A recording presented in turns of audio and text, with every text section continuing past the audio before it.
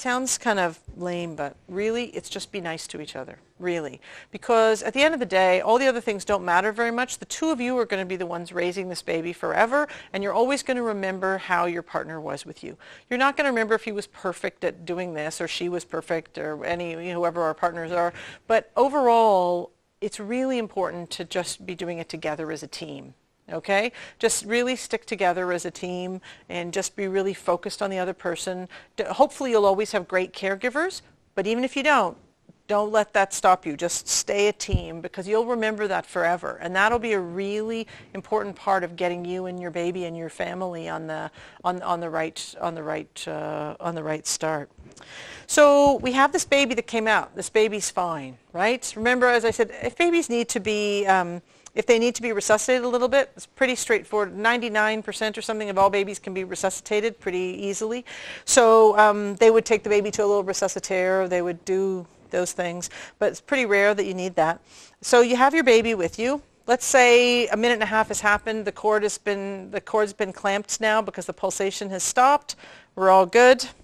So most people are in bed and they have their baby with them. That's the usual best thing. So what are we doing from this point on? We want to make sure that the baby's adapting to this extrauterine environment. They've been in a water-filled, dark, tight environment. So the best thing for this baby, for a peaceful transition and a good transition, okay, that doesn't raise their cortisol levels, is to mimic that as much as possible. That's why it's better to have a quiet environment. It's why it's better to have the lights dimmed. Okay, when you're welcoming your baby, it's better to have connection. Your baby will remember the voices and the sounds. They've tested this out really well. Fetuses can hear your sound and your partner's sound. Whoever's around all the time, they hear it and they recognize it. So it's really important that you both talk to the baby. Okay? Like just talk to your baby because suddenly they're in this strange world, right? But they recognize your voices, both of you. All right, and that's really important. So the other part is you want the baby to feel snug and comfortable. All right, so once we make sure the baby's breathing okay, and we make sure we want to dry them off a little bit just so they don't get too cold. But we used to always be heating up babies, and now we know actually that they need to be a little bit cool to breathe well and to do well. So we don't heat them up as much as we used to. So we see that the baby's okay. And really, your midwife should be able to leave the baby with you, on you, the whole time, unless there's a problem, unless they're worried, okay? So the first 15, 20 minutes should hopefully just be a quiet time with you guys enjoying your baby. You're never going to have this moment again with this baby, right? It's only once. So don't ever let other people, like if by chance you have a nurse or someone going, oh, and let's just take the baby for some, just if your midwife isn't there to stand up for you or whatever, just say, hey, you know what? If it's okay with you, we just want to have a couple minutes with the baby, all right? It's very important. It's nothing's more important than your baby being with you as long as the baby's fine. So a lot of people are going to start breastfeeding at that point. They're going to do their first latch. And most babies are pretty happy to breastfeed sometime in the first 20 minutes, but not all of them are. And you don't have to worry, okay? There's no association between a baby that doesn't breastfeed in the first 20 minutes and problems later. It's no big deal. They're not that fragile. You can go back. You can go back over and over again. And that's the next thing too. Sometimes people get obsessed about bonding. You know all that early work with the guy who studied ducks, Konrad Lorenz, who showed that when the ducks came out, if you showed them a rubber boot, they thought the rubber boot was their mother forever. And so, people have got this whole thing of like, did you bond? Did you bond with your baby? As though, it's a cosmic experience immediately. It's fair to say that lots and lots of people feel an immediate rush of emotion and love for their baby. But lots of people don't, who are completely wonderful, loving parents. It just kicks in later for them. Lots of partners, for example, have been so concerned about their partner, like, that they're like, okay, the baby's out. Okay, phew, tick. Are you, they're really more worried, like, are you okay? And that's normal. That's fine. It doesn't mean that they're not going to be great with the baby. Same thing with some mothers, honestly, are like, the baby's there and they're like, actually, could you hold the baby?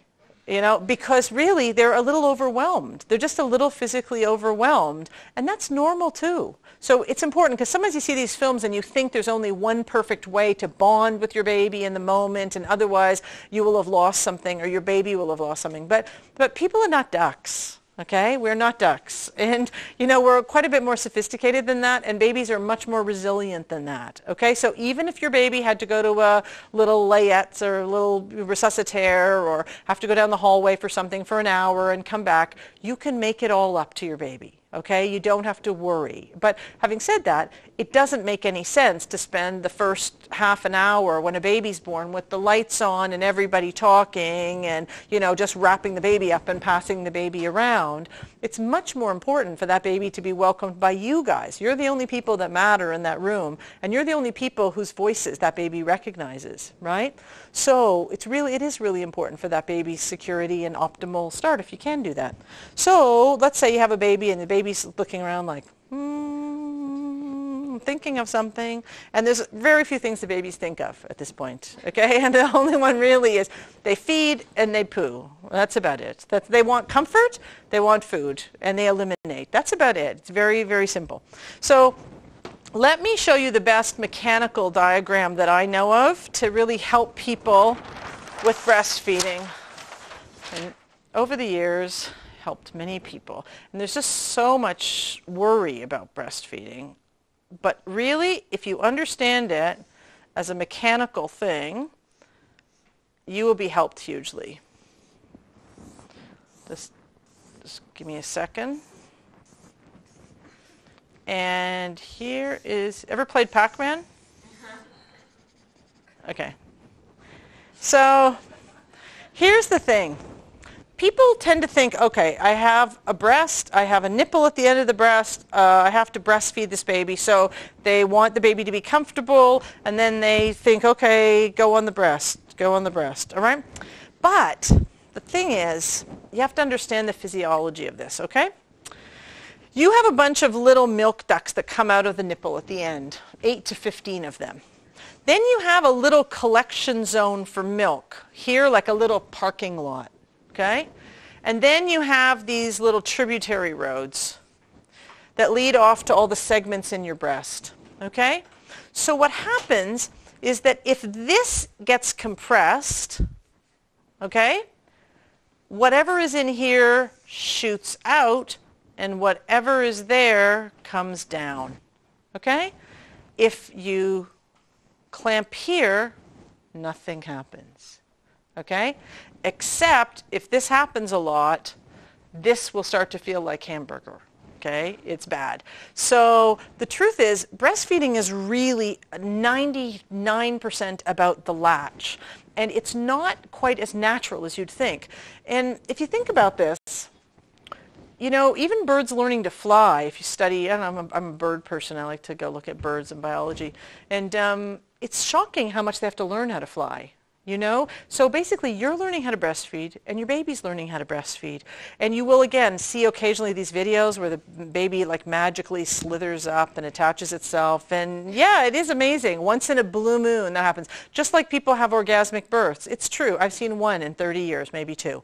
But not most people. So, you know, what you want to do is know the mechanics, and that will really, really help you. So here they are, okay? The baby's tummy goes to your tummy, okay? You don't like feeding sideways, like this, right? You don't sit at the table and go like this, right? And they don't either. So you put their tummy to your tummy. That's the first most important thing. The second thing is you never want the nipple, just the nipple in the mouth. What you want is them to be able to clamp down on this, okay? And if their mouth is just open like this, they're not going to do that. They're going to just go on the end, like that, and you'll be like, is this right? This feels awful. No, and it's like, no, it's not right. Never let them stay on like that, because your nipples will get really sore and horrible, and it doesn't have to be a bad experience at all. So the trick is, learn the mechanics. And what you're looking for is the shark Pac-Man face, okay? This is an amazing thing. Babies do this rooting thing, like, where's the breast? Oh, it's amazing. And they really do, like they're like little sharks. And then what will happen is they will suddenly go, what? And that's the moment, okay? When you see that, and you will, really, you'll see that, what you do is pop them on. Literally pop. I'm not joking. Listen, you could travel all the way to the Jack Newman Clinic and spend thousands of dollars to get this single tip. pop them on, okay? Because everyone wants to be gentle and go like, oh, go, but then they won't actually do this. Once they've done this the first few days, the first part of the week, then they learn how to do it themselves, right? So then they go like this. Like that. It's really cute to see it. It's adorable, really. And the great thing is that if you get the mechanics of this right, you may have a little bit of, you may have some tingling and you may have a little bit of soreness in your nipple just because this is not what you've been doing with your nipples for a while, you know? But you will not have the problems with cracked, bleeding, the nightmare things that you hear from some people who really suffer with it. It's really unnecessary. And sometimes breastfeeding gets unnecessarily romanticized, you know? I mean, I don't know if any of you come from dairy farming things. I used to have a goat farm and stuff, and I learned more from actually helping milking animals, I think, sometimes as a midwife than I learned from sort of the breastfeeding texts. And the key thing really is just make sure that the baby clamps down on this area so that you get ejection and you don't get the nipple being bit and sore, okay? Never let them sit at the end of the nipple ever. Want to, you know, they're thinking ahead and they think, well, I want someone else to be able to feed the baby sometime, or I want to be able later to go back to work, so I want to be able to have some bottles of breast milk, okay? That's a common thing. So here's an important thing about gadgets versus non-gadgets. Both are fine. I just want you to have the choice. So here's a breast. Here's what a breast pump looks like, okay? Right? So, well, that was a bad-looking breast there. Sorry, that wasn't so good. You know, you get the drift. So what you do with this kind of a breast pump is you put that little horn on, and then it goes, and then it pulls some milk up. But it's really important for you to know that if you want to, you can easily hand express milk at about 3 times the rate of any pump. It's very simple. You just have to think, you know how your baby compresses this? You have to do that with your thumb and forefinger. It's very, very simple. And it has the added advantage that you can be anytime, anywhere, and you're going to be able to easily just express some, maybe you're uncomfortable. You know, you go somewhere and your baby fed, but you're uncomfortable and you've got some, so you just go to a sink and you just go like this. It's very simple and very easy. And my personal recommendation is that everybody learns how to hand express because it makes you so much more comfortable with your breasts, and then you can handle them. It's a bit like when people say, well, how do I know if my baby's getting enough? And people go, they rush in to weigh the baby. But really, the first thing you do is you learn to think of your breast as a container of milk, right, for your baby. So you're like, okay, there's a lot of milk there. Not so much there, right? And then after the baby's fed, you go, oh, that one's empty. Do you see what I mean? Like you develop a set of skills, and you don't have to go running to weigh the baby all the time to see if the baby got fed. I know the expressing helps when you're trying to breastfeed. Yes. Like actually into their mouths while they're trying to. Yes, sometimes that's right. Yeah, sometimes. So look, if you find that you have any troubles with latching, you know, right away get some help. That's the most important thing. There's a lactation consultant, I think, that the midwives call people here with, or maybe the midwives will also be able to help you. But honestly, just if you know this mechanical trick, you wait for the mouth to open wide. Just be patient for a sec, wait for it, pop it on, and then it's going to work fine. So remember, the first couple of days with breastfeeding, you're going to get the colostrum, which is really important for immunization or immunological properties. But your milk itself, you're going to get engorgement around day 3, day 4. Okay? So I'll come back to that in a second. But first I want to tell you about the baby's first exam. Okay? Within the first hour after birth, the midwives are going to examine your baby. All right?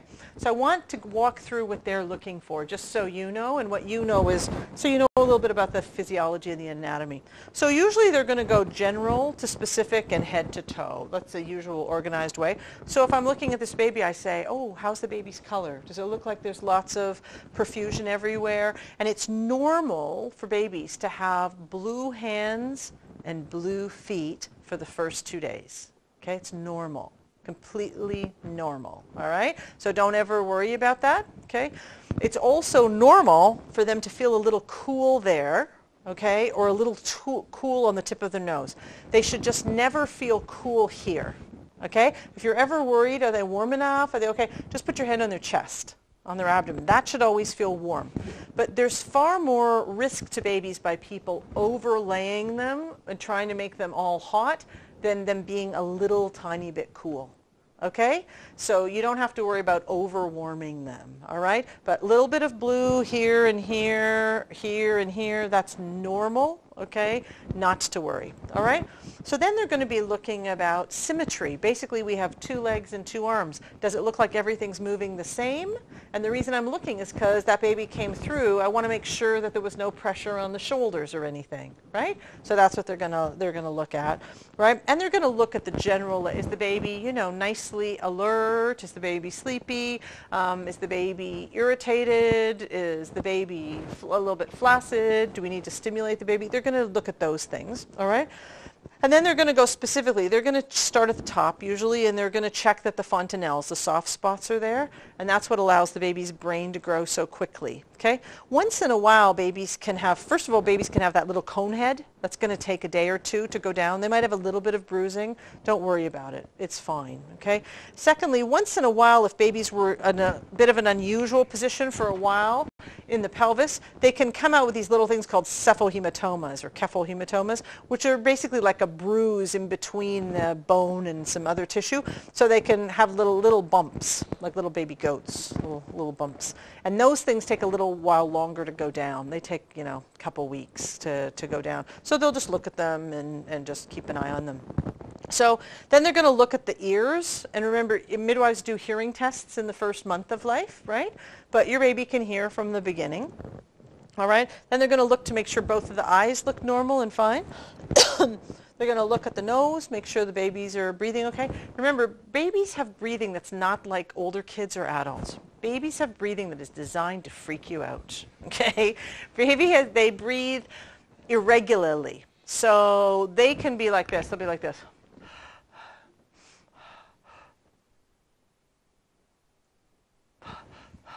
I mean, while you're like, what? So it's normal. It's really completely normal to have them go 8-10 seconds like that without breathing and then breathe normal. They're irregular breathers. It's normal. Okay? So don't expect them to just breathe, you know, regularly all the way through. But what they're going to listen to is make sure that this baby doesn't have too much mucus. Mostly they're fine. Babies in the first day or 2 always have some fluid left around their lungs coming up. It's normal. Okay? It's just normal. So just be prepared for the first 2-3 days. Your baby every so often is going to go like this. Like this. And all you just do is turn the baby to the side and just wipe away. There's going to be a little bit of clear mucus that comes up from their lungs. It's normal.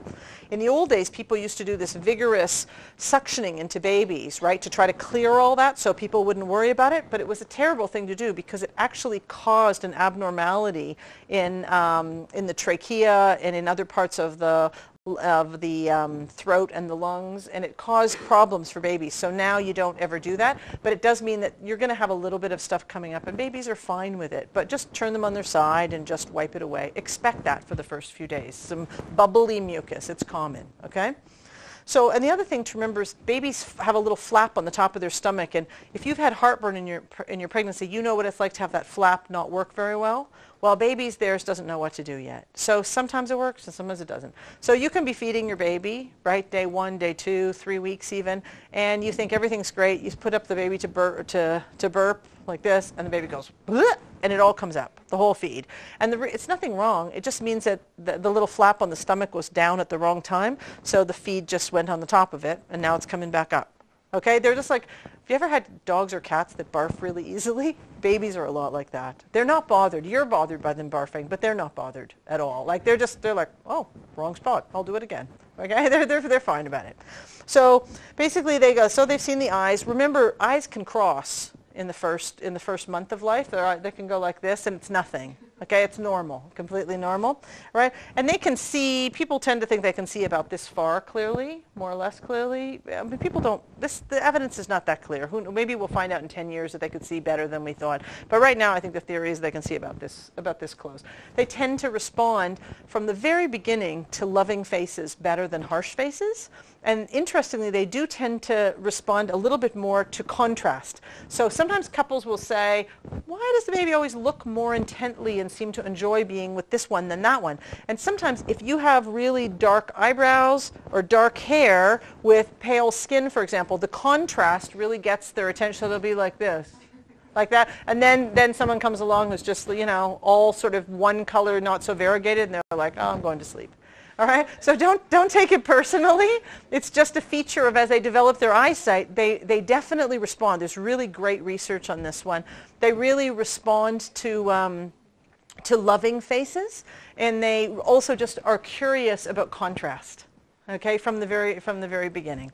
Okay, so that's the rise. Then what they're going to just do is with a glove finger, they're going to check to make sure that the baby's hard and soft palate are there, just to make sure that everything's normal for breastfeeding. They're going to check their reflexes as they go, so the sucking reflex, the rooting reflex, where's the breast one, you know. They're going to also check something called a little startle reflex. So what they'll just do is just gently bring the baby up like this, let the head go down, and then what you see is the baby goes like this, which basically is because they're wanting to hold on. But it's really an amazing reflex when you think about it. And what happens is that babies tend to lose it fairly quickly, but mostly it's because we don't use it at all. And there's some evidence that babies would hold on to these quite a bit more if we gave them, you know, reason to use them.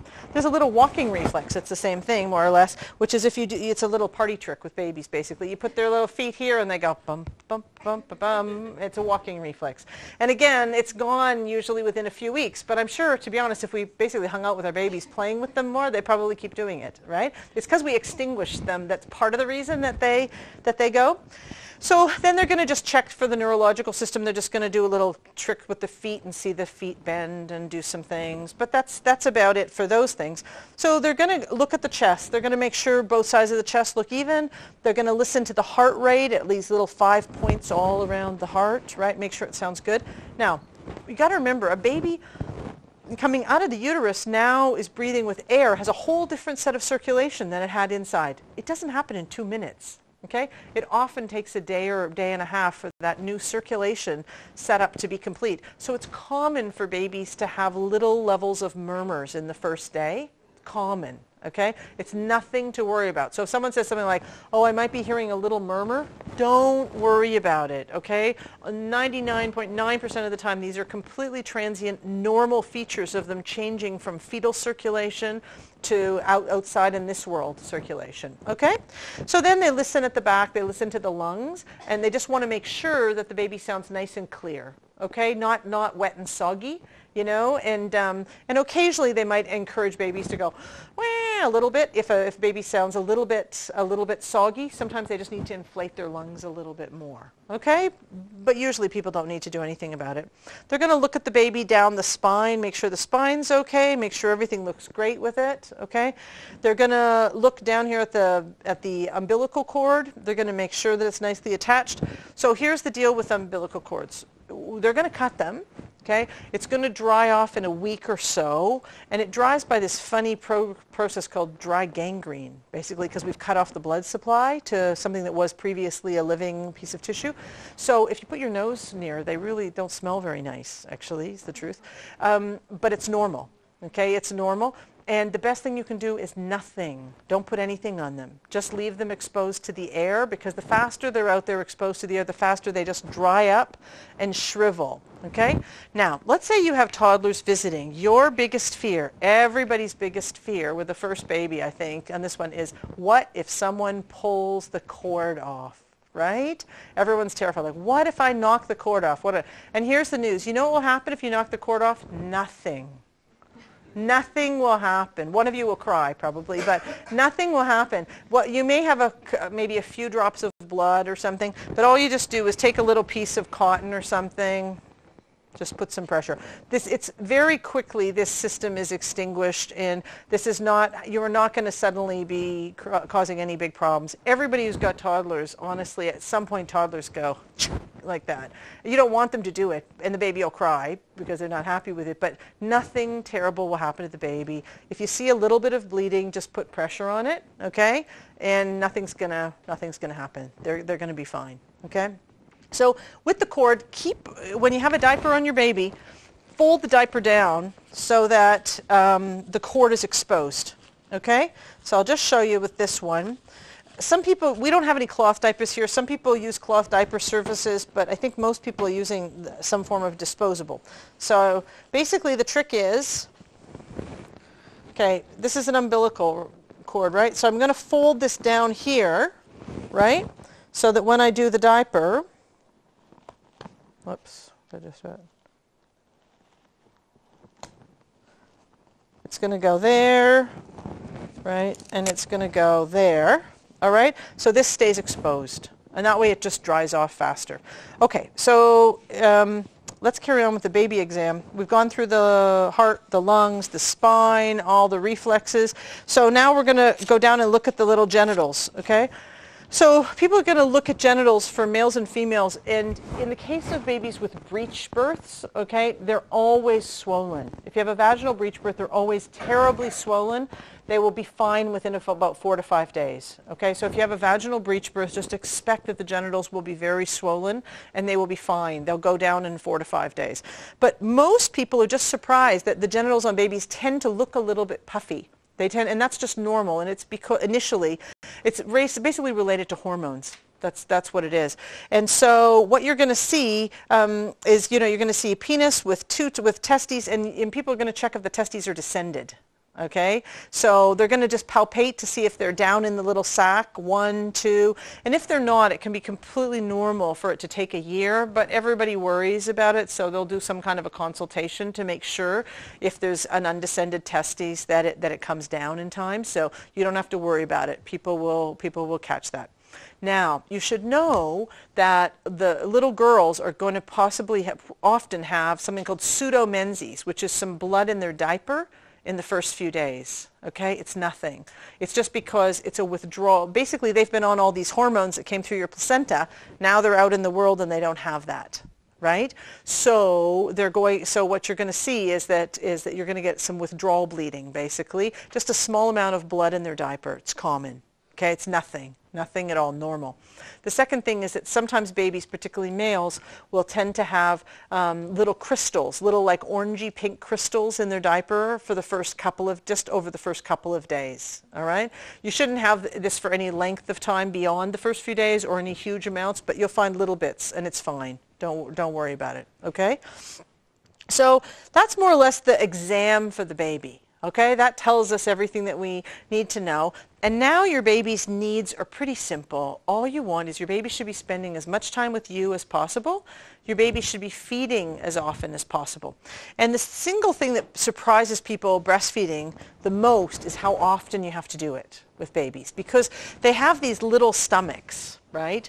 And it's really true that when people feed formula to babies, it tends to overwhelm their digestive systems a little bit and it knocks them out a bit. So it's true. When people say, well, I want to give my baby formula because they'll sleep better, and some of them say, well, it's a myth. It's not a myth. They do sleep better, or not better, but they sleep longer because it's a different digestive process with it's a different set of constituents. But if you're breastfeeding, one of the things you have to be prepared for is that you need to breastfeed a lot, right? You're going to often be going on the breast, okay? Because baby stomachs are little, they digest the breast milk fairly quickly, and then they want and need more. And they also have to breastfeed a lot to sort of prime the pump, in a way, to produce it, right? As I usually say to people, breastfeeding for most people gets really easy after 2 weeks. For some people, it's not hard right from the beginning, but for lots of people, the first week is quite a chore. It's just really new for them. They're not used to sitting around as much, too. Active people are not used to sitting around and breastfeeding that much, and it can be an adjustment for them. So, a couple things. Always have a pitcher of water beside you, because you lose lots of fluids after birth, and you lose lots as well when you're breastfeeding. So always have a pitcher of fluid. And all the books that you really wanted to read, or all the series that you really wanted to watch, now is your moment. Okay? This is your moment. Also, get people to help you. Okay? It's not that much use to have people coming over to see the baby and toss the baby around, but it's really helpful if people bring you food. Okay, so try to, and here's, we all have families, right? Families, the gift that keeps on giving, right? And some of our families are really just incredibly helpful and intuitive, and they figure out what we need. And sometimes people care about us, but they really don't have a clue, and what they do is just add to our stress. So here's what I'd say is, there's no time like the first couple weeks to really define the tone of how you want to have your home with your baby, and you guys take charge, and just be really clear, so that if you don't want people visiting at a particular time, no matter who they are, you need to set that right away. Okay, it's much easier. Otherwise, you've got everybody in and everybody telling you what to do. And I can't tell you how many calls over the years you get by day 5 of people going, you know, my mother-in-law is saying this and my sister's saying this and now they won't leave, and you know, that kind of stuff. So try to just control your family, control your friends. And if you do it right from the beginning, even if people think, oh, they're a bit odd about the way they want to do things, who cares? It's your situation. So just try to define the way that you get help, right? So we have a healthy baby. We have a baby that's breastfeeding well. What are we going to expect to see? Well, you're going to see this baby pooing a fair number of times, right? Probably 3-4 times a day. And the breastfed stool is usually pretty watery and yellowy. It can change colors. The first few days with your baby, you know, your baby has that meconium, which is kind of black, green, tarry stuff. And then it transitions, right? And then it becomes that yellow, runny breastfed stuff. If you're formula feeding, what you're going to get is a more pasty yellow, more solid stool. So they're quite different. All right. So now we have to think about you. What's happening with your body? So postpartum, here's what's happening with mothers. Remember how we said before that before you're pregnant, you have a uterus like an upside down pear and it's really little, right? Then it got all the way up to like 30 centimeters, right, with the baby in it. And now what's happening is in a very short period of time, it's amazing when you think of it, this uterus has to come all the way back down to almost this size. It never gets exactly that small again. It's never that small, which is why people tend to have more heavy periods afterwards, after they've had a baby, because their uterus has got a bigger space. It's never quite as small as it was before. So let's say this is where the pelvis is, okay? What's going to happen is that immediately after the birth, if this is your belly button,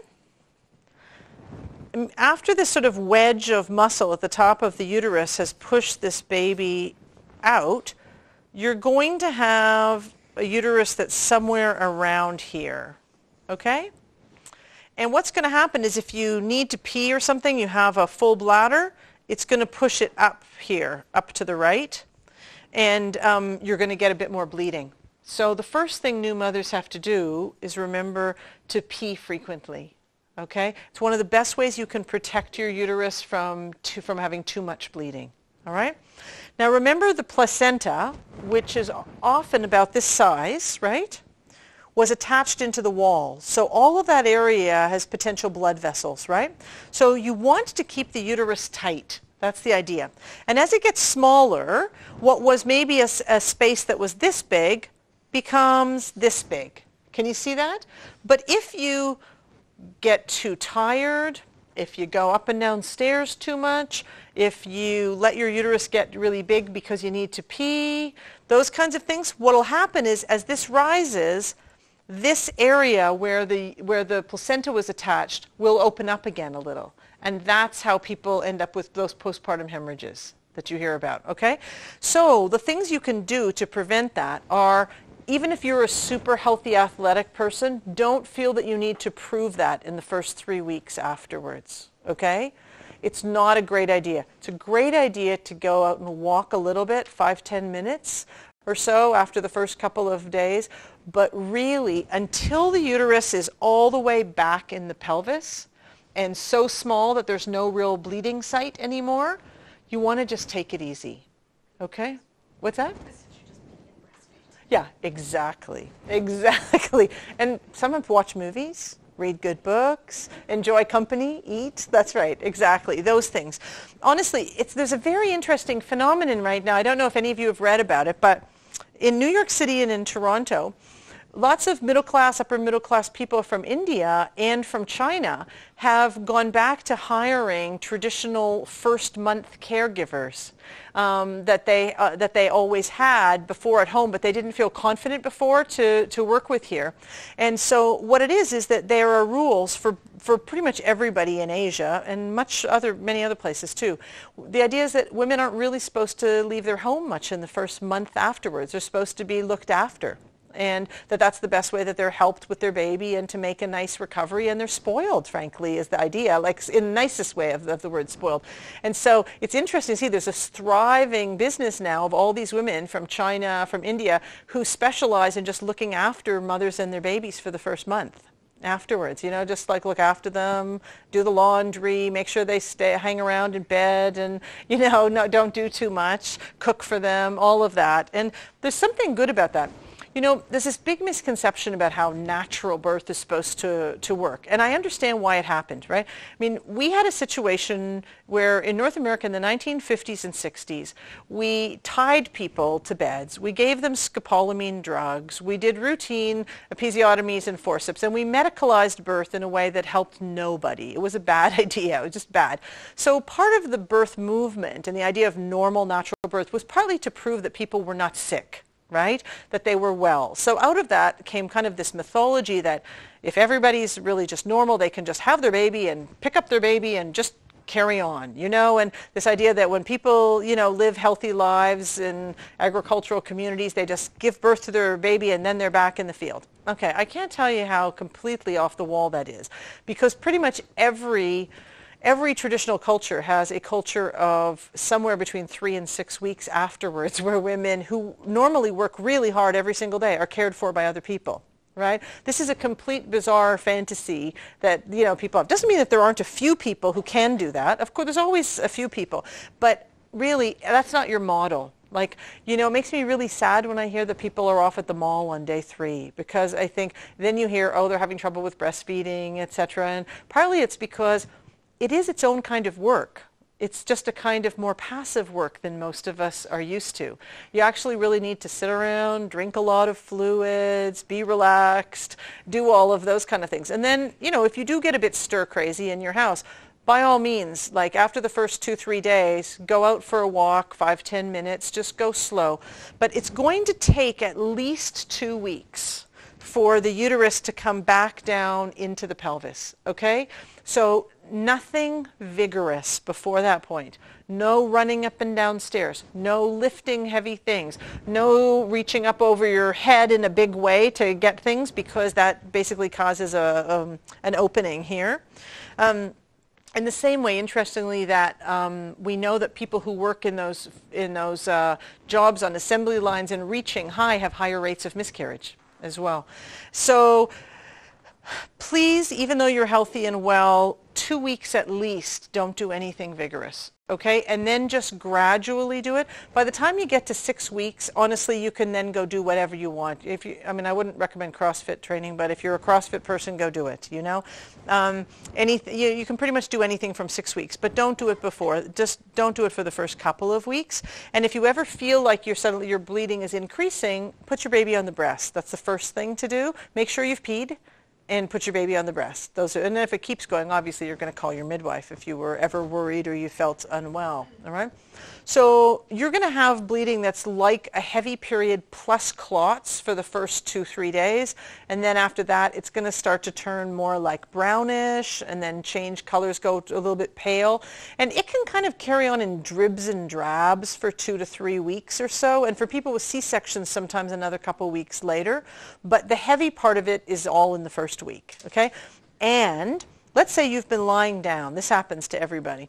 You've been lying down, you get up to go to the washroom at 6 in the morning or something, and suddenly you feel a little gush, right? And you think, oh my goodness, am I bleeding? What that is it's just collected, right? It's collected from you lying down, and now suddenly it's being released.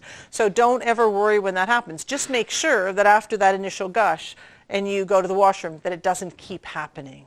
That's it, okay? Always fluid load, so lots of healthy fluids when you're breastfeeding and in the postpartum, really important. Now, most people have hormonal withdrawal enough by the 3rd day, at least half of all women, that they feel pretty crappy around day 3-4, at least for some period of time. They feel emotionally labile.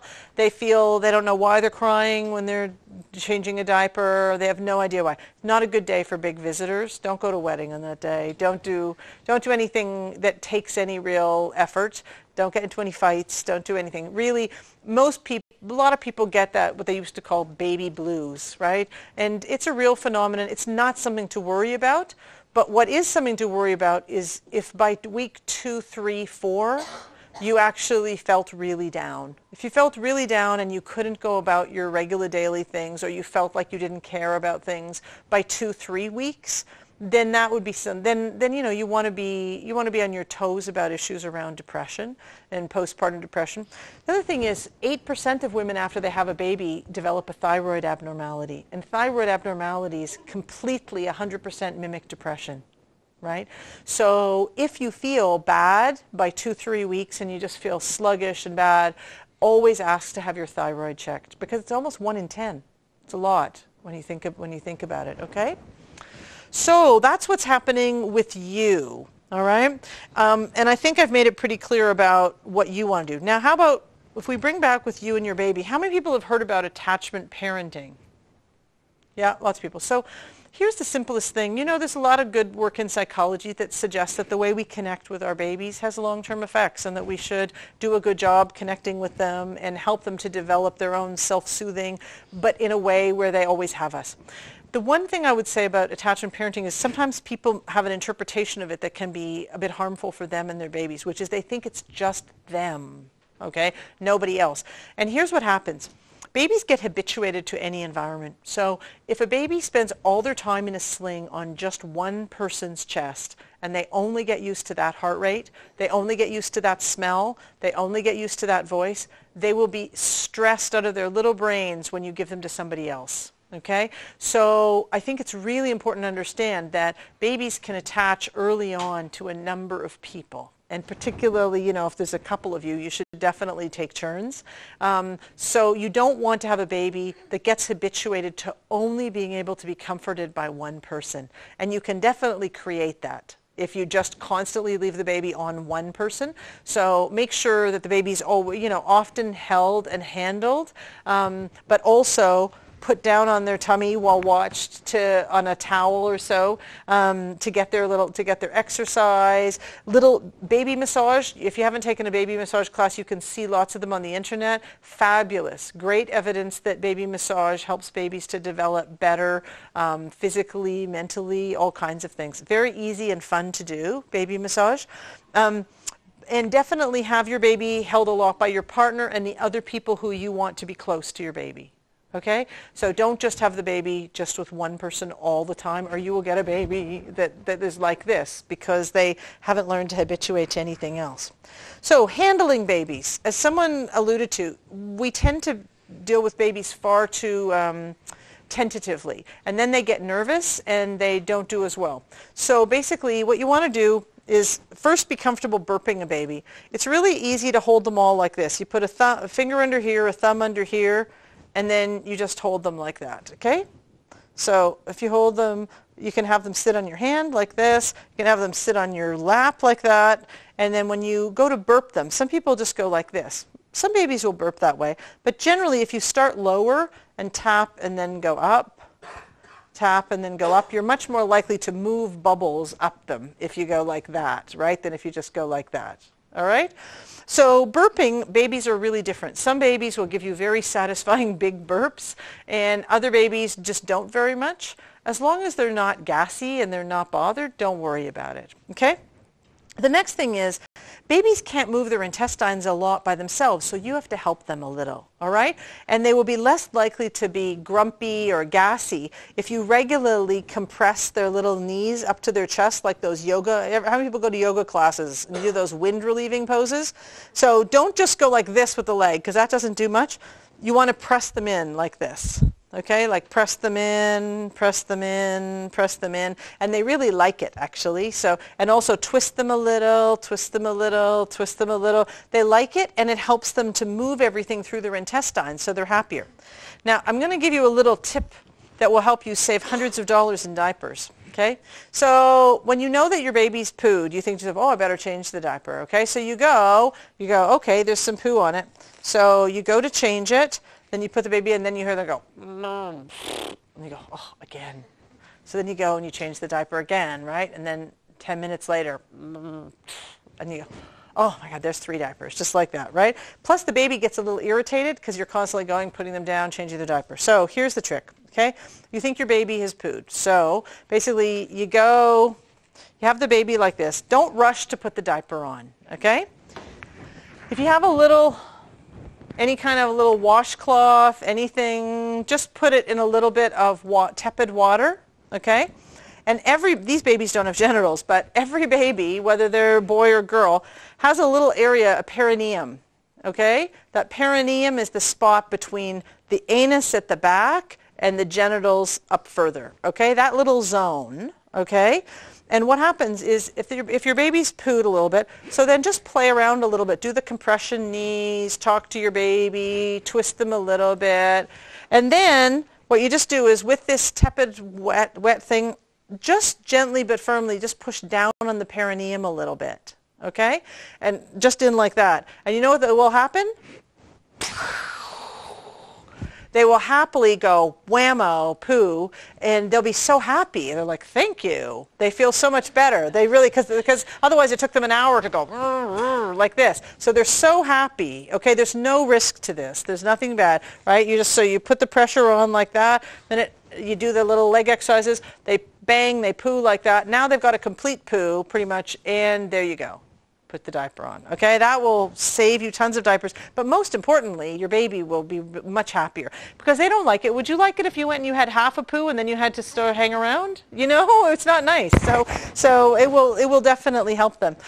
This was another thing that I saw with traditional midwives and parents. I was so surprised to see them all doing these like exercises and pushing on the thing because they were carrying their babies on their backs all day, right? And they said, oh, I don't want them to be grumpy on my back, and besides, I don't want them pooing down my back either, right? So there's that. So the next big thing usually is bathing, right?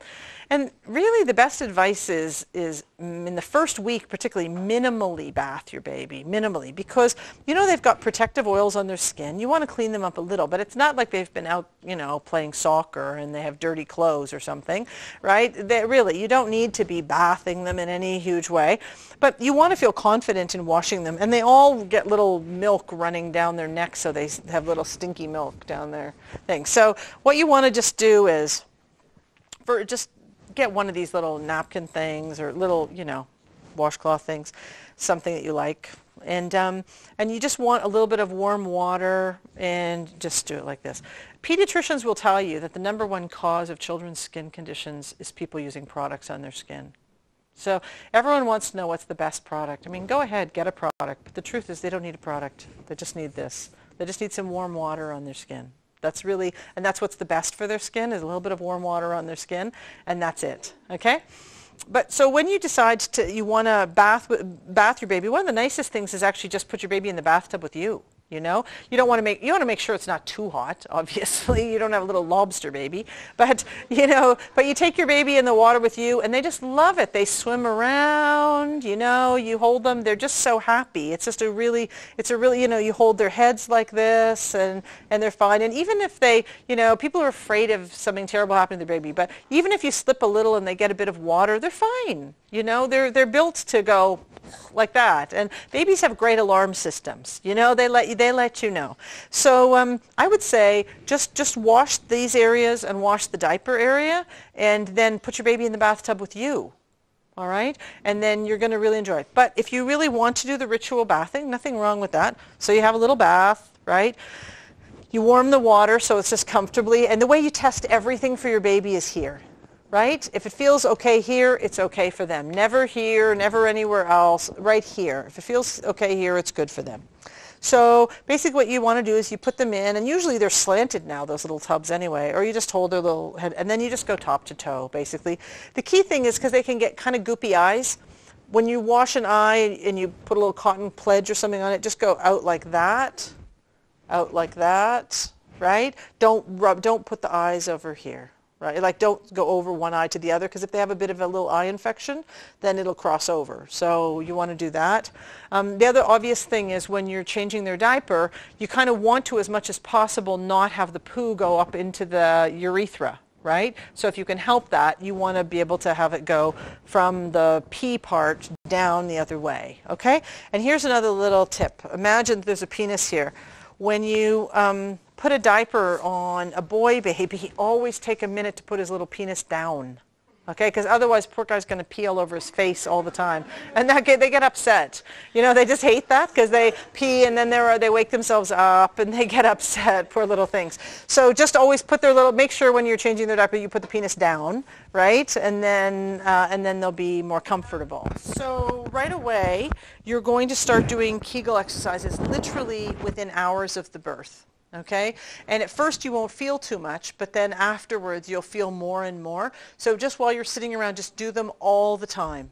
Okay, because then you'll get your pelvic floor back. You really will get your pelvic floor back, and it feels so much better. And people who do pelvic floor exercises have very, very low rates of urinary incontinence or discomfort and heaviness. But people who don't, sometimes the blood collects there for a while, and then it can be sore and heavy, and it's a little harder to get that back. So a lot of people ask, like, oh, you know, when can I have sex? Well, you're a grown-up. You can have it whenever you want. But, you know, people are really variable in terms of the way they respond sexually to things. You know, I've had people who want to have sex on day 3 or 5 and are saying, can I do that? I think that's pretty rare, though, I have to say. Overall, I don't see that many people where people are feeling that much like they want to have sex much before the first month. That's just what I observe over time. And it has a lot to do with how long the labor was, whether the person had stitches, how tired both people are, if everything's smooth with the baby or not. But the key thing just to remember is that, particularly if you're breastfeeding, most people breastfeeding tend not to have natural lubrication. So the key thing is just the first few times at least you have sex, just make sure that you've bought some kind of lubrication. Some people like to use natural stuff like coconut oil, for example, and that's fine too. Just don't use it with a condom. That's the only problem. But otherwise, just use a water-based lubricant. And just remember that even if you are fully breastfeeding, even though it's unlikely, you still could get pregnant. Okay, you could still get pregnant. It happens.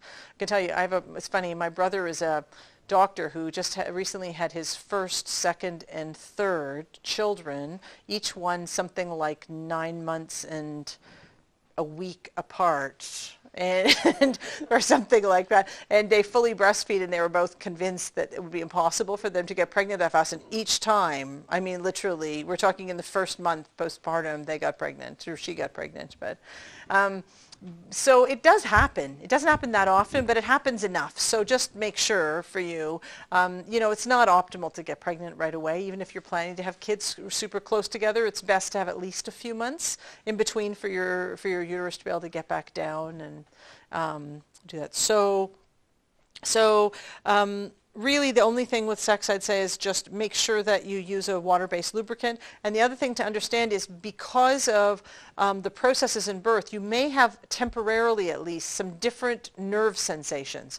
And that's normal. So just go slow. Don't worry about it. Usually, by 2 months, everything feels pretty normal for most people. But by 6 weeks, a lot of people are still not feeling themselves, you know. But by 2 months, most people are. All right? I'm thinking anything else. What was it? I think those are most of the things I wanted to show you. Oh, swaddling. Swaddling babies is something that helps some babies a lot. And other babies don't take to it as well, but it's good to know how to do it. So basically, because babies were in the uterus and the uterus was really tight and snug, so some babies, what you want to do is you place them like this on a blanket. You put a hand firmly on their little chest, okay? You can either do the one that's over their head, or I'm just going to do the one over their body. So you snugly, okay, bring it over this way, right? And then you snugly bring it over this way, right? They're like little prisoners at Alcatraz. And then you just have them like that. Some babies, especially that have been in a uterus that was really snug, and remember how I said earlier, some people have a lot of amniotic fluid, some people don't have as much amniotic fluid. People who don't have a lot of amniotic fluid and have thick muscular walls tend to have babies that come out wanting to be swaddled, because it's been their environment. That's just what it is. So for the first few months, they get happier when you do this to them. Other babies that have been like this, in the uterus are very much less likely to, to like it. Because usually they like to replicate it. And the best evidence is with twins, because sometimes you find if twins are upset, all you have to do in the first 3 months, I've seen this over and over again, is you put them in the same position that they were in the uterus together, and they're quiet. So we know, and you don't have to take my word for it, lots of great researchers have established that babies like to recreate for the first few months what they experience. So the more you can do that, the calmer and happier they will be. So you just have to think like a detective a little bit and go, oh, what's working? If this doesn't work, then try the other approach. Okay. First babies I'm watching. I think we're done.